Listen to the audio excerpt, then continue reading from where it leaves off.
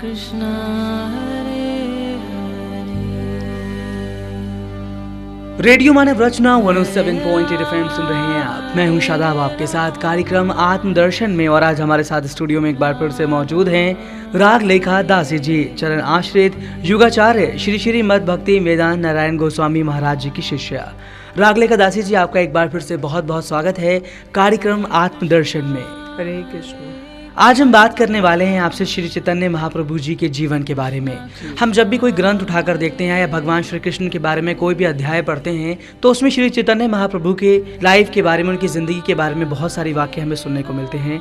हम जानना चाहेंगे कि जिस तरह से लोग जानते हैं हिंदू धर्म में बहुत सारे लोग के चैतन्य महाप्रभु हैं कौन, लेकिन आज भी बहुत सारे लोग ऐसे हैं जो श्री चैतन्य महाप्रभु जी के बारे में कुछ नहीं जानते। हम आज उन्हीं के जीवन के बारे में बात करने वाले हैं आपसे, और शुरुआत करना चाहेंगे कि आप हमें इनके बारे में थोड़ा बताइए। ये कौन थे, कहाँ रहते थे, क्या करते थे? श्री चैतन्य महाप्रभु का जन्म बंगाल में नदिया जिले में हुआ, मायापुर में जी। इनके पिताजी का नाम था जगन्नाथ मिश्र, माताजी का नाम था सची देवी। जब इनका जन्म हुआ तो उस दिन चंद्र ग्रहण था, संध्या बेला में इनका जन्म हुआ, ठीक जब दोनों वक्त मिल रहे हैं। तो जब उस दिन चंद्र ग्रहण था तो सारे नवद्वीप के लोग गंगा स्नान के लिए जा रहे थे, क्योंकि ये ऐसा किद्वंती थी कि जब भी हम ग्रहण होता है गंगा स्नान करना चाहिए, क्योंकि ग्रहण का दोष आ जाता है जी। तो अब सब लोग जा रहे थे तो और हरि नाम संकीर्तन कर रहे थे जी। हरि बोल ऐसे करके, हरे कृष्णा ये सब कर रहे थे और गंगा स्नान के लिए जा रहे थे। तो कहते हैं चैतन्य महाप्रभु ने नाम संकीर्तन को छल से लोगों से करवाया और उसके बीच में आविर्भूत हुए। तो फिर इन्होंने संध्या बेला में जब इनका जन्म हुआ तो बड़े सुंदर बालक थे ये, एकदम कमल नयन, बड़े सुंदर गोल्डन कॉम्प्लेक्शन। तो उन्होंने जब इनका जन्म हुआ तो जितने भी देवी देवता थे उन्होंने सोचा कि हमें अपने प्रभु का दर्शन करना चाहिए। तो वो लोग डिस्गाइज करके, मतलब भेष बदल कर और वहाँ स्त्री पुरुषपन नदिया में आ गए और भेंट बधाइयाँ लेकर आए कि हम तो छोटे बालक को देखने आए तो उसके लिए हम कुछ गिफ्ट्स लाए हैं। तो सची में यहाँ देख रही हैं कि कोई बहुत सुंदर सुंदर लोग आ रहे हैं, कौन से लोग से आ रहे हैं, लेकिन वो जान नहीं पा रही कि हैं कौन। तो जब वो आए तो उन्होंने आकर दूरबा लिया, चावल लिया और उससे बालक को आशीर्वाद दे रही, चिरंजीव रहो हे बालक। फिर उसके बाद उन्होंने उस बालक की परिक्रमा की 4 बार और फिर उसके बाद वो चली गई।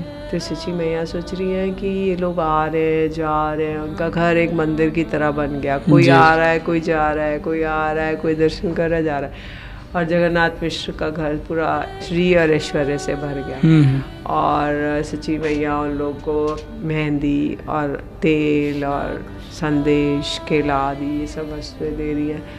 अब छोटे जब ये बालक थे तो इनका नामकरण संस्कार हुआ। तो नाम इनका, क्योंकि इनसे पहले इनके सची मैया के 8 बालक हुए थे जो कि मर जाते थे।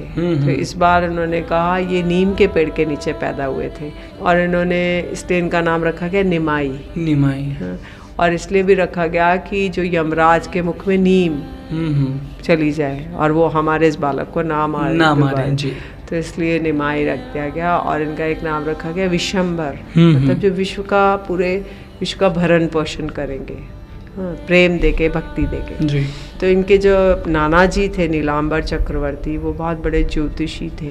तो उन्होंने गणना की ये बालक बहुत बड़ा महापुरुष बनेगा जब बड़ा होगा और सारे विश्व इसके पीछे चलेगा। तो सब जब भी छोटे बालक थे तो जब ये रोते थे तो चुप नहीं होते थे, पड़ोस की महिलाएं आ जाती थी, वो लोग नाम संकीर्तन शुरू करती थी, हरे कृष्णा कृष्णा कृष्णा हरे हरे, हरे राम राम राम हरे हरे। तो ये सुनकर वो चुप हो जाते थे, हरि बोल चुप हो जाते थे। तो जब ये छोटे बालक थे तो एक दिन उन्होंने, पिताजी ने कहा घर से भीतर से कुछ किताब लेकर आओ। इनके चरणों में पायल थी, पाजेब। तो जब ये गए तो भीतर से बड़ी घुंघरू जैसी आवाज़ें आ रही थी। पिताजी ने सोचा पता नहीं शायद हमारे घर के ठाकुर जी जो नारायण है वो तो नहीं चल रहे आंगन में, तो इतनी जोर से आवाज़ आ रही थी। तो फिर उन्होंने वहाँ जाके देखा कि आंगन में जो मिट्टी थी उसके ऊपर बहुत सारे चरण चिन्ह थे, जैसे शंख चक्र गदा पद्म अन्य अन्य चिन्ह। तो बहुत आश्चर्य हो गया, उन्होंने सोचा हमारे ठाकुर जी हमारे घर में घूम रहे हैं, हमारे जो शालिग्राम जी हैं वही घूमना शुरू हो गए हैं। तो उसके बाद जब ये छोटे बालक थे तो बड़ा इनकी, जैसे कृष्ण की बहुत चंचल बाल लीलाएं, ऐसे इनकी भी बहुत सुंदर बाल लीलाएं। तो ये गंगा जी के घाट पे जाते और वहाँ पे जो छोटी लड़कियाँ आती थी वो लोग अपने एक शिव जी की पूजा के लिए एक वो बिछाती पाटा और एक चौकी और उस पे केला संदेश मिठाई आदि रखती थी और हार रखती थी। तो ये उस पाटे पे जाके बैठ जाते, बोलते अरे शिव जी की जगह मेरी पूजा करो, अगर तुम मेरी पूजा करोगी तो तुमको बहुत अच्छा पति मिलेगा, और अगर तुम मेरी पूजा नहीं करोगी तो तुमको बूढ़ा और 7 सौतों वाला पति मिलेगा, तो तुम बहुत परेशान हो जाओगी। तो इसलिए सब कुछ मुझे खिला दो और मेरी पूजा हार पहना दो, चंदन लगा दो, मेरी आरती उतारो। वो लोग क्या करती, वो लोग कर लेती थी। तो इस तरह से, और जब ये गंगा जी में जाते तो गंगा जी में मुंह में पानी ले लेते, जल, और फुर्र करके जो ब्राह्मण लोग अपना जनेऊ लेके आचमन कर रहे होते थे, स्तव स्तुति वंदना कर रहे होते थे, उनके फुर्र करके उनके मुख पे डाल देते थे। तो अब वो सारे ब्राह्मण बड़ा क्रोध करते थे कि अरे ये बालक कैसा है, हमारा पूजा भी नहीं करने देता है। तो इस तरह से वो लोग जाकर उनके पिताजी जगन्नाथ मिश्र को शिकायत लगा देते थे। तो एक बार ये जब विद्यालय जाने लगे तो विद्यालय से आकर इन्होंने दूर से देखा, पिताजी ने सोचा आज मैं इसको थोड़ा ठीक करता हूँ, एक डंडी लेकर आ रहे थे। तो दूर से देखा पिताजी आ रहे डंडी लेकर, तो सब बालकों को बोला कि तुम बोल देना आए नहीं निमाई। बोले निमाई आया था क्या? बोले वो तो विद्यालय से ही घर चला गया, फिर वहाँ से लौट आएगा। घर जाके देखा निमाई आए और उनके कपड़ों पे स्याही गिरी हुई है, और बोले मैं तो अभी अभी आया विद्यालय से। तो इसलिए पिताजी फिर कुछ नहीं बोल पाए, और जैसे ही इनकी गोदी में आते थे पिताजी उनका मुख कमल देखकर एकदम प्रसन्नचित्त हो जाते थे और वो कुछ डांट नहीं पाते थे। तो एक बार इन्होंने मैया से कहा कि मैया मैं गंगा स्नान के लिए जाऊंगा, आप मुझे तेल दो और वो दो, माला दो और पूजा के सामग्री दो। मैया ने देने में देर कर दी तो इन्होंने पूरा घर सिर पे उठा लिया, सारे जितने बर्तन थे उसका आटा दाल सब गिरा दिया, सब घी गिरा दिया और सारे घर में बिल्कुल सान दिया। तो मैया ने कुछ नहीं कहा, इनको चुपचाप इनको जो थी चीज़ें लाके दे दी, चले गए। थोड़ी देर में आकर इन्होंने 2 मोहरें दी, क्योंकि मैया के पास तो धन नहीं था, तो 2 मोहरें दी सोने की कि इससे आप सारा सामान खरीद लो। तो ऐसे करके अनेकों इनकी लीलाएं हैं।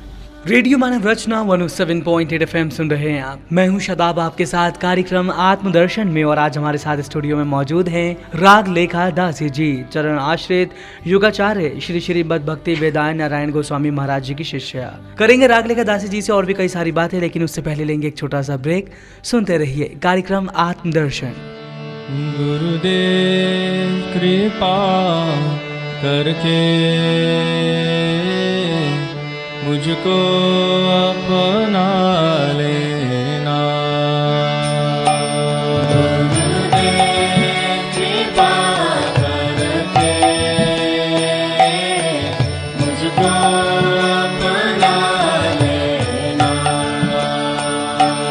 गुरुदेव कृपा करके मुझको अपना लेना।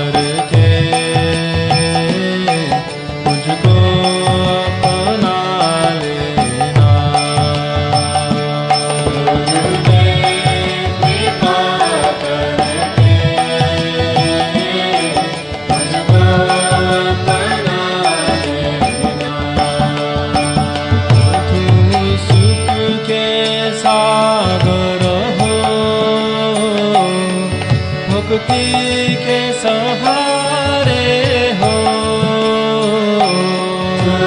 सुख के सागर हो, भक्ति के सहारे हो। मेरे मन में समाये हो, मुझे प्राणों से प्यारे हो। मेरे मन में समाये हो, मुझे प्राणों से प्यारे हो। मुझे प्राणों से प्यारे हो, मुझे प्राणों से प्यारे हो। नित्य माला जपूं तेरी, मेरे दोष भुला देना। नित्य माला जपूं तेरी, मेरे दोष भुला देना। गुरुदेव कृपा करके मुझको अपना लेना। गुरुदेव कृपा करके मुझको अपना लेना। मैं संतों का सेवक हूँ, गुरु चरणों का दास हूँ। मैं संतों का सेवक हूँ, गुरु चरणों का दास हूँ। नहीं नाथ भुलाना मुझे, इस जग में अकेला हूँ। नहीं नाथ भुलाना मुझे, इस जग में अकेला हूँ। इस जग में अकेला हूँ, इस जग में अकेला हूँ। तेरे द्वार का भिखारी हूँ, नहीं दिल से भुला देना। तेरे द्वार का भिखारी हूँ, नहीं दिल से भुला देना। Hare Krishna,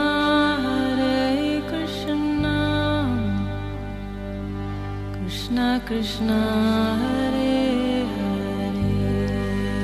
radio Manav Rachna 107.8 FM सुन रहे हैं आप। मैं हूं शादाब, आपके साथ कार्यक्रम आत्मदर्शन में।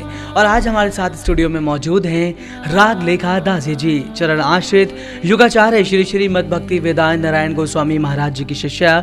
और आज हम चर्चा कर रहे हैं श्री चैतन्य महाप्रभु के जीवन के बारे में। राग लेखा दासी जी, आपका पुनः स्वागत है कार्यक्रम आत्मदर्शन में। हरे कृष्ण।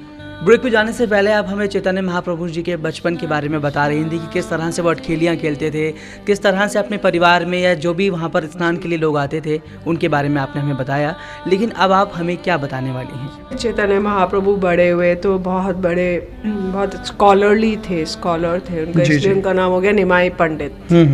तो ये छात्रावास में जाते थे। फिर उसके बाद जिस स्कूल में पढ़ते थे, गंगादास जी के स्कूल में, वहीं पे इन्होंने पढ़ाना शुरू कर दिया। तो बहुत सारे छात्र आते थे जो उनसे संस्कृत के प्रकांड पंडित थे। जी। बहुत सारे दर्शन शास्त्र आदि जानते थे।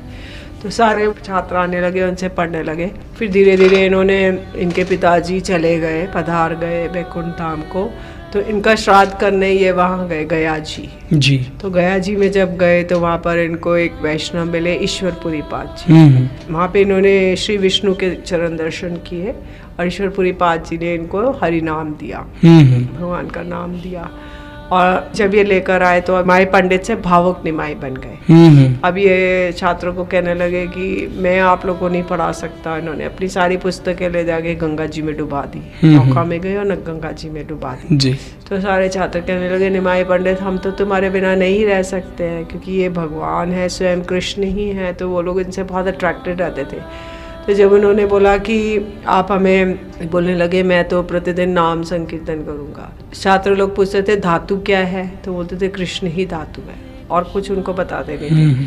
तो बोलने लगे प्रतिदिन ये उठ के जाते थे हरि नाम संकीर्तन करने एक द्वीप में, क्योंकि नवद्वीप माने 9 द्वीप जी। तो एक द्वीप में नाम संकीर्तन करते थे। सारे छात्र इनके पीछे पीछे चले जाते थे और जाकर ये वो लोग शाम को लौटते थे। तो इस तरह से वो करते थे, हरि नाम संकीर्तन करने लगे। सारे छात्र कोई भी छोड़ना नहीं चाहता था। अब ये कृष्ण भक्ति करते थे, तो जितने वैष्णव नवद्वीप में थे वो लोग बड़े प्रसन्न हो गए, क्योंकि वो लोग पहले सोचते थे कि निमाय पंडित इतना मतलब तीक्ष्ण बुद्धि का है कि ये भगवान की भक्ति करेगा तो कितना अच्छा होगा। तो वो प्रार्थना करते थे भगवान की निमाय पंडित है ना आपका भक्त बन जाए जी। तो अब जब ये भक्त बन गए तो सारे लोग, क्योंकि पहले ये व्यर्थ की लॉजिक, जैसे व्यर्थ का एक न्याय शास्त्र आदि लॉजिक करते थे, तर्क करते थे कि ओ तुम मेरे साथ ये तर्क करो, खंडन मंडन ऐसे करते थे। किंतु अब ये भगवान की ही चर्चा करते थे। तो सारे वैष्णव बड़े प्रसन्न हो गए।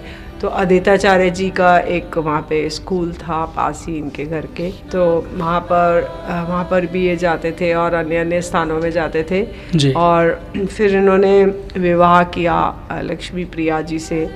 और लक्ष्मी प्रिया जी एक बार ये कहीं गए तो उनके विरह में उन्होंने प्राण त्याग दिए। तो इसके बाद विष्णु प्रिया जी से एक और विवाह कराया सची मैया ने जी। सची मैया की मर्जी से विष्णु प्रिया जी से विवाह करके इन्होंने सोचा कि मुझे संसार से ये गृहस्थ जीवन त्याग के और मुझे संन्यास ले लेना चाहिए।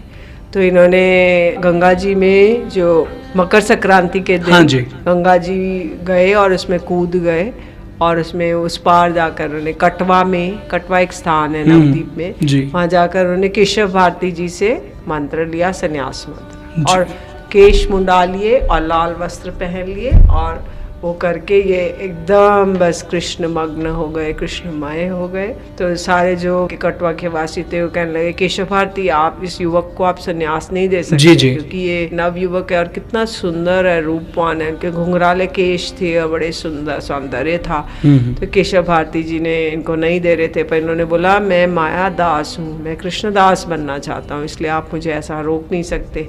तब केशव भारती जी ने इनको बोला कि आप जाके स्नान करके आइए, और आकर उन्होंने संन्यास मंत्र दिया। संन्यास मंत्र के लिए निमाई पंडित ने कहा कि कल रात मैंने एक स्वप्न देखा और स्वप्न में मैंने देखा कि आप मुझे मंत्र दे रहे हैं, क्या यही मंत्र है? पहले उनको कान में मंत्र दिया, फिर उनसे मंत्र लिया, क्योंकि वो तो भगवान है स्वयं, उनको कोई मंत्र नहीं दे सकता। तो पहले उनको मंत्र बताया और फिर वही मंत्र ले लिया। तो इस तरह से उन्होंने संन्यास लेकर वो वृंदावन जाना चाहते थे कि मैं तो वृंदावन की ओर जाऊँगा। तब फिर उनके परिकर लोग उनको शांतिपुर ले आए, नित्यानंद प्रभु, और शांतिपुर लाकर इन्होंने बहुत सी और वहाँ पे आगे लीलाएं हुई। राग लेकर दासी जी आपसे जानना चाहेंगे, अगर हम चैतन्य महाप्रभु के बारे में बात करें तो उन्होंने समाज को, इस जगत को क्या एक संदेश दिया है, इसके बारे में कुछ बताइए। चैतन्य महाप्रभु ने, हमारे शिल रूप गोस्वामी जी ने उनकी वंदना की है। अनर्पित चिरम चरात करुणावतीन कलो समर्पित उन्नतु ज्वल रस भक्ति श्रियम हरि पुरट सुंदर द्वितीय कदम संदीपिता सदा हृदय कंद्रे सुरत व सचिनंदन। तो इन्होंने, चैतन्य महाप्रभु ने, जो बहुत काल से जो ब्रज प्रेम था जो कि दिया नहीं गया था, वैकुंठीय प्रेम तो दे दिया गया था जो ऐश्वर्य भाव वाला था, पर ब्रज प्रेम जिसमें एक मधुरिमा थी वो बहुत काल से नहीं दिया गया था। तो उस प्रेम को आकर जगत के जीवों को प्रदान किया। तो इन्होंने क्या किया कि जो श्रीमती राधिका की जो बाल्यदासी भाव है वो आके जगत को स्वभक्ति श्रियम, जो अपनी भक्ति की शोभा थी, उसी को दान दे दिया पूरे जगत के जीवों को। तो इन्होंने स्वयं भी खाया और दूसरों को भी खिलाया। और कोई मांगे या ना मांगे, कोई पात्र है अपात्र है, इन्होंने भगवान का प्रेम सब में उड़ेल दिया। और उड़ेलने की वजह से सारे जगत को कृष्ण नाम संकीर्तन की महिमा दी और कृष्ण नाम संकीर्तन दान दिया, जिसको करके सारे जीव इस भव सागर से पार हो सकते हैं। आपसे जानना चाहेंगे कि जिस तरह से श्री चैतन्य महाप्रभु ने एक समाज को एक बहुत अच्छे संदेश दिए हैं, भगवान को किस तरह से पा सकते हैं, किस तरह से उसकी भक्ति में लीन हो सकते हैं, लेकिन आज के वक्त में आज का अगर हम इस युग की बात करें तो काम, वासना और धन की चाहत में आजकल लोग अपने पतन की ओर बढ़ते चले जा रहे हैं। उनको पता है कि हम जो कर रहे हैं वो गलत है, उसका फल भी हमें भोगना है, लेकिन जानकर भी अनजान बने हुए हैं। जानना चाहेंगे अपनी गलतियों को जानकर सुधार लेना बहुत अच्छी बात है, लेकिन गलतियों को जानकर भी ना सुधारना कहीं ना कहीं हमारे जीवन को नष्ट कर सकता है। क्या कहना चाहेंगे आप? देखिए, समाज पर अज्ञानता का एक पर्दा पड़ा हुआ है। उनका विवेक, 4 प्रकार के विवेक है। एक विवेक है आच्छादित चेतन, फिर एक है संकुचित चेतन, फिर एक है मुकुलित चेतन, और एक अर्ध विकसित और एक पूर्ण विकसित। तो आच्छादित चेतन जैसे पेड़, पहाड़ आदि है, नदी आदि, इनको पता ही नहीं कि हमें क्या करना है, टोटली कवर्ड अप। फिर उसके बाद संकुचित चेतन जैसे पशु पक्षी आदि में है, तो उनको केवल यही है, संकोच है। जैसे यही पता है आहार निद्रा भय मैथुन, कि बस हम खाना पीना खाना है, सोना है, और हमें रक्षा करनी है, अपनी घर बनाना है, और हमें मीटिंग करनी है। फिर उसके बाद है मुकुलित चेतन, उसमें जो थोड़े क्लाउडेड, थोड़े एथिस्टिक या फिर वैसे वाले जो क्लाउडेड है, जिनकी कॉन्शियसनेस थोड़ी सी क्लाउडेड है, लेकिन अपने में लगे हुए हैं, कर्म आदि ये सब कर रहे हैं। और फिर है अर्ध विकसित चेतन, जिसमें कि जो साधन भजन कर रहे हैं, जो भगवान के भजन में लग गए हैं, तो उनका वो विकास की ओर ज़्यादा बढ़ रहे हैं। और एक है पूर्ण विकसित, जो जिन्होंने पूरा कुछ अचीवमेंट कर दिया, भगवान की कुछ कर लिया, तो वो है पूर्ण विकसित। तो इसलिए अकॉर्डिंग टू क्लासिफिकेशन हम अलग अलग, हमारा स्तर है अलग अलग हमारा, तो जैसे है उसी के हिसाब से हमारी सोच है, उसी के हिसाब से हम लोग कार्यक्रम करते हैं कि हम लोग भगवान के बारे में कुछ नहीं सोचते हैं, या उनका कुछ भी स्मरण नहीं करते हैं, या उनके बारे में कुछ भी जानना नहीं चाहते हैं। लेकिन अगर ब्रह्मांडे भ्रमिते कोनो भाग्यवान जीव, यदि ब्रह्मांड में भ्रमण करते करते कोई भाग्यवान जीव है, उसको गुरु कृष्ण कृपा पाए भक्ति लता बीज, अगर उसको कोई साधु मिल जाए जो उनको भक्ति लता का एक बीज उनके हृदय में वपन कर दे, तो समझ लीजिए कोई साधु मिल जाए, मतलब हमारे संसार का क्षय होने का समय आ गया, संसार अब खत्म हो जाएगा जी। तो ये है, अगर यदि कोई ऐसा भगवान व्यवस्था करे, कोई साधु मिल जाए, तो वो उसे जनाएगा कि जीव तुम कौन हो, तुम्हें क्या करना है, तुम क्या कर रहे हो, तुम्हें ये नहीं करके कुछ और करना है। अपनी ज़िंदगी को जीना कोई बुरी बात नहीं है, अपनी आजीविका कमाना कोई गलत बात नहीं है, अपने भविष्य के बारे में सोचना, अपने करियर के बारे में सोचना कोई गलत नहीं है। लेकिन आज के वक्त में इन चीज़ों को पाने के लिए इंसान का जो तरीका है, इनको पाने का तरीका, वो वाकई गलत हो चुका है। जानना चाहेंगे किस तरीके को किस तरह से ठीक किया जा सकता है, और हमारा वक्त भी है यहाँ से जाने का। जाते जाते आप रेडियो मानव रचना के सभी श्रोताओं को क्या संदेश देना चाहेंगे इस सवाल के ऊपर? देखिए, हमें कुछ विशेष कुछ भी नहीं करना है, क्योंकि हमारे पास इतना समय नहीं है कलयुग के जीवों के पास कि इतना समय, इतनी टाइम एंड एनर्जी नहीं है कि वो इसमें डिवोट कर सके कि 24/7 वो लोग भगवान का भजन करेंगे। वो पॉसिबल नहीं है। उन्हें अपना करियर, अपनी लाइफ, अपना जीवन उनको उसको लीड करना है। बस जब जब उनको समय मिले, बीच बीच में एक सांस लेने का समय है, थोड़ा सा 1 मिनट का भी अगर गैप मिला है, तो वो लोग इस मंत्र को कर सकते हैं, हरे कृष्णा कृष्ण कृष्ण हरे हरे, हरे राम राम राम हरे हरे। तो इस मंत्र को करने से हमारी सब तरह की प्रॉब्लम सॉल्व हो जाएंगी और हम लोग एक बहुत अच्छे पथ पर चलने लगेंगे। रागलेखा दासी जी, हम आपका तहे दिल से शुक्रिया अदा करना चाहेंगे रेडियो मानव रचना 107.8 FM की पूरी टीम की तरफ से, हमारे श्रोताओं की तरफ से। आज आप स्टूडियो में आए और आपने हमें श्री चैतन्य महाप्रभु जी के जीवन के बारे में इतनी ढेर सारी जानकारी दी। बहुत बहुत शुक्रिया। हरे कृष्ण।